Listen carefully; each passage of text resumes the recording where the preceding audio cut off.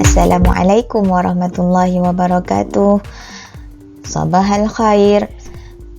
Baiklah, pelajaran bahasa Arab kita pada hari ini adalah kita akan belajar al-mawdu' nal'abu ma'an. Ma maksud nal'abu ma'an? Nal'abu bermaksud kita bermain, ma'an bersama. Kita main bersama. Jadi hari ini kita akan fokus kepada perkataan permainan. Kita tengok permainan yang pertama. Jom ikut dan baca bersama. Permainan yang pertama. Mada? Permainan apakah ini? Qurratus syabakati. Qurratus syabakati. Qurratus syabakati bermaksud bola jaring.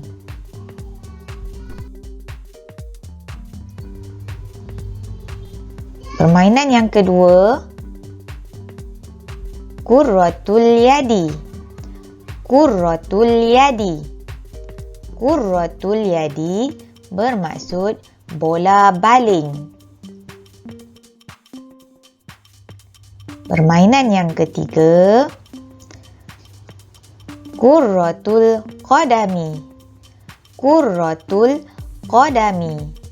Qurratul qadami bermaksud bola sepak. Boleh tengok gambar. Okey, gambar yang keempat. Qurratul rishati. Qurratul rishati. Qurratul risha bermaksud badminton. Okay, permainan seterusnya, Qurratut ta'irati. Qurratut ta'irati. Qurratut ta'irah bermaksud bola tampar. Okay, seterusnya, Qurratut tawilati. Qurratut tawilati. Qurratut tawilah bermaksud pingpong. Baiklah, rasanya semua orang dapat dan pernah bermain permainan-permainan tersebut. Okey, jom kita tengok permainan yang pertama dan cuba jawab.